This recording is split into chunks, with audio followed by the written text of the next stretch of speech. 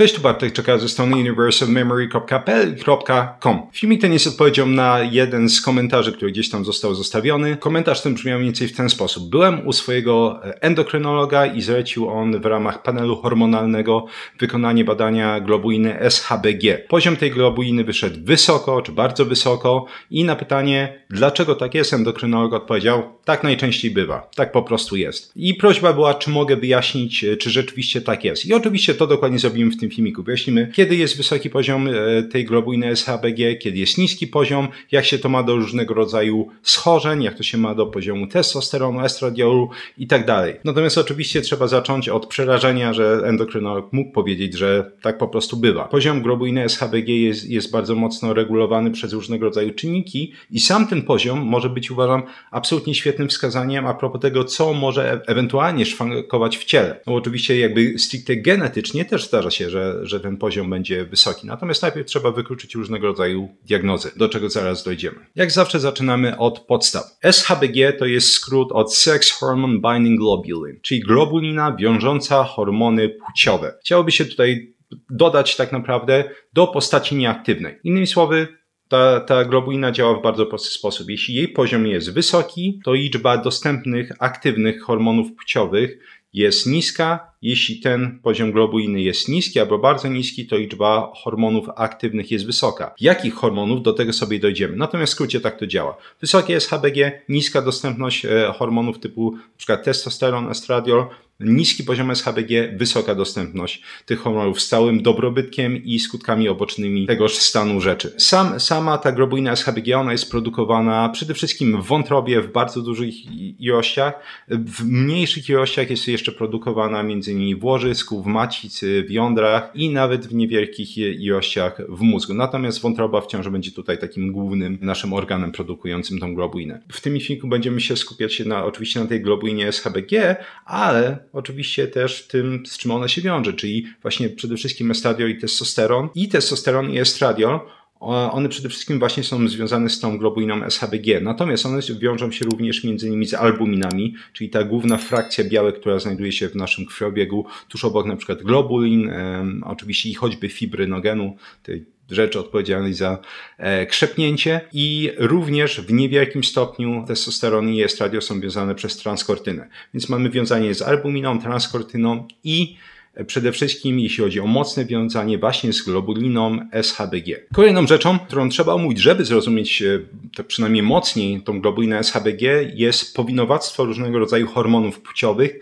właśnie do tej globuliny. Ta globulina wiążąca hormony płciowe, ona wiąże rzeczywiście hormony płciowe, ale nie wiąże każdego hormonu płciowego z taką samą siłą. Czyli to powinowactwo, zdolność przyłączania się hormonów do tej globuliny jest różna w zależności od hormonu. Największe powinowactwo, jeśli chodzi o przyłączanie się czy wiązanie z SHBG, ma DHT, czyli dihydrotestosteron, ta najmocniejsza frakcja testosteronu, czy tak jak często mam to w zwyczaju mówić, testosteron na sterydach. No ma największe powinowactwo, czyli SHBG najbardziej będzie go wiązać. Pośrednie powinowactwo ma testosteron i estradiol. Najmniejsze powinowactwo będą miały m.in. takie prekursory androgenów, androstenedion i dehydroepiandrosteron oraz estron i estriol, jeśli chodzi o frakcję estrogenów. Czyli jeszcze raz, najwyższe powinowactwo, najbardziej związany dihydrotestosteron DHT, w średnim stopniu związany testosteron i estradiol, w najmniejszym stopniu związany androstenedion, dehydroepiandrosteron, estron i estriol. To będzie nam mówić, to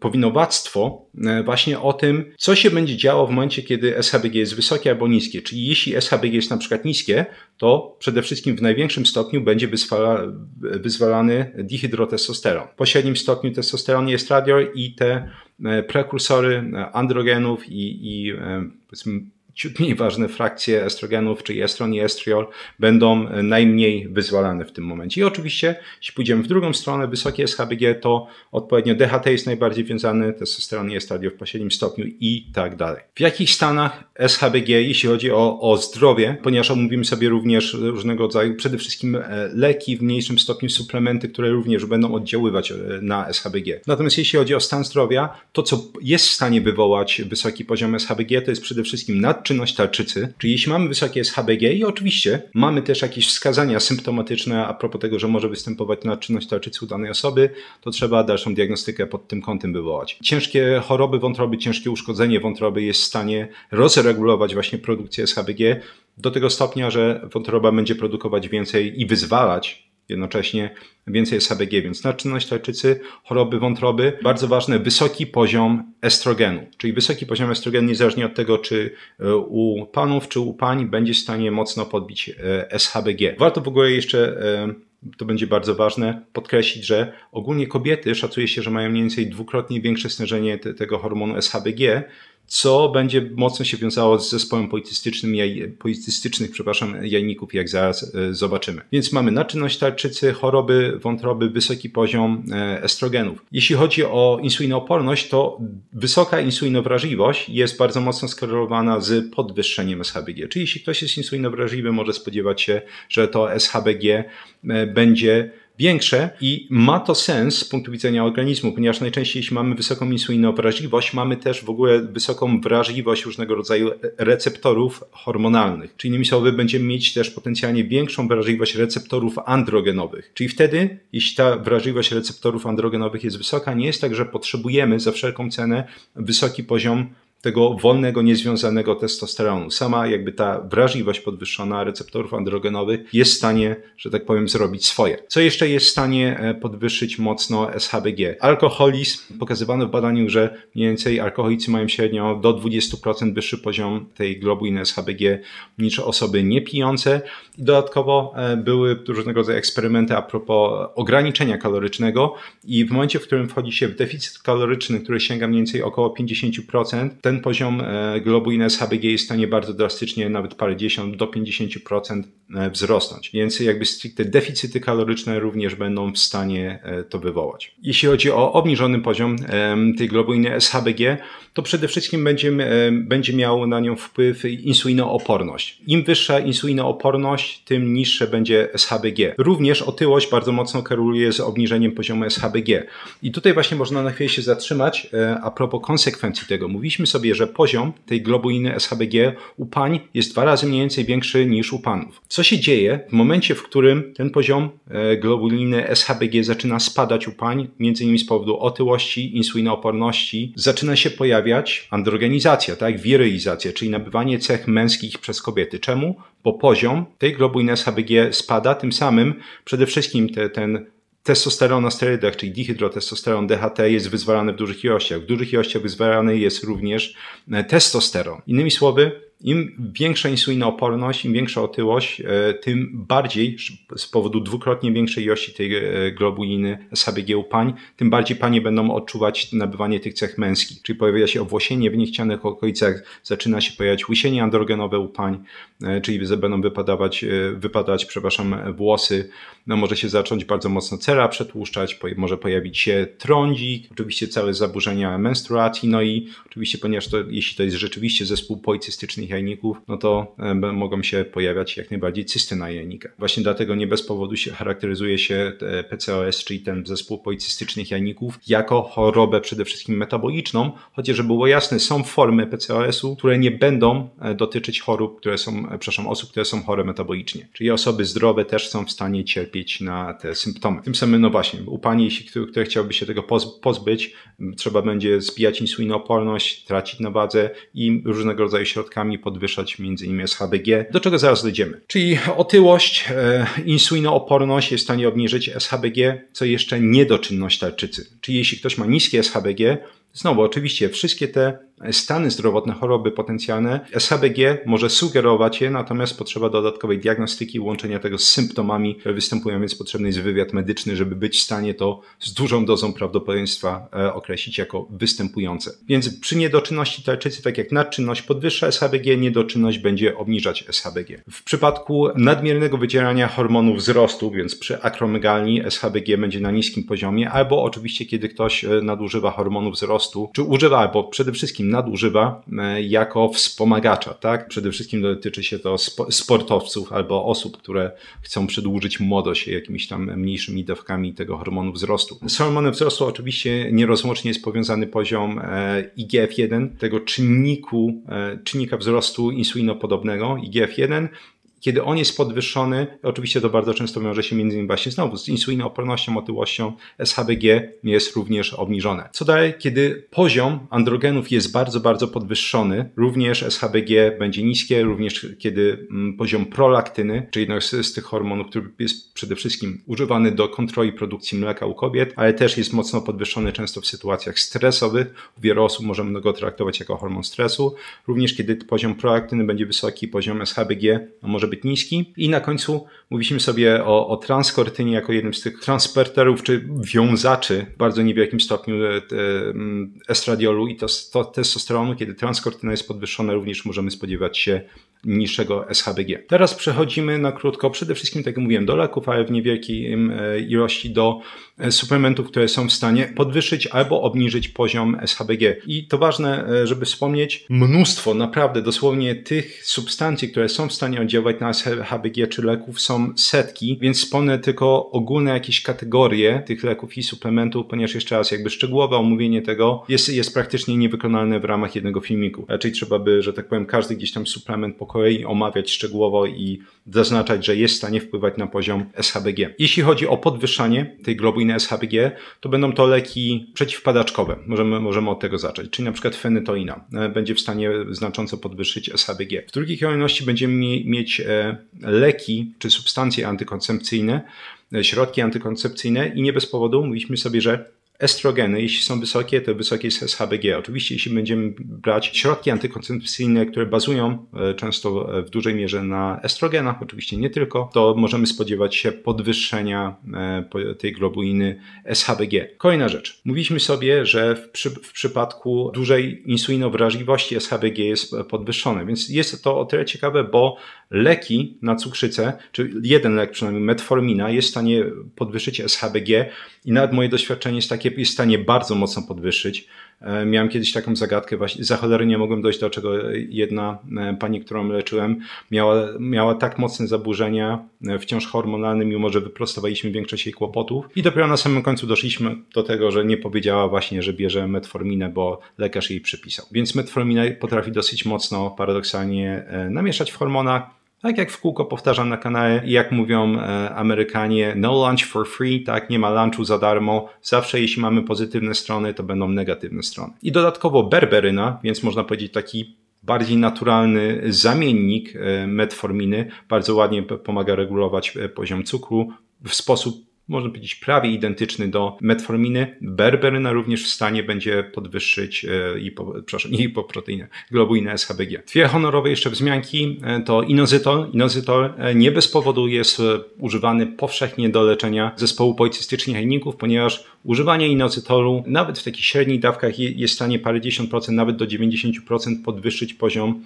tej globuliny SHBG. Tym samym jest w stanie bardzo szybko powstrzymać tą wiralizację, androgenizację, czyli jeszcze raz nabywanie tych cech męskich przez panie, więc to jest jeden z klasyków i polecam, jeśli któraś z pań ma z tym kłopoty. Dodatkowo lewotyroksyna, czyli ten syntetyczny hormon tarczycy, który biorą osoby, które cierpią na niedoczynność tarczycy. Mówiliśmy sobie, że w nadczynności tarczycy SHBG jest podwyższone, więc samo branie tego leku często jest w stanie podwyższyć SHBG, szczególnie jeśli dawki tego leku są źle dobrane, wtedy SHBG może być naprawdę bardzo wysoko, więc konsekwencją często taką ukrytą dla większości osób będzie to, że spada poziom na przykład dostępnych androgenów, tych wolnych, niezwiązanych, które pełnią już stricte funkcje biologiczne, fizjologiczne. Jeśli chodzi o obniżenie globuliny SHBG, to możemy zacząć od insuliny. Branie egzogennie, czyli z zewnątrz insuliny jest w stanie dosyć znacząco obniżyć poziom tej globuliny. Co jeszcze dalej?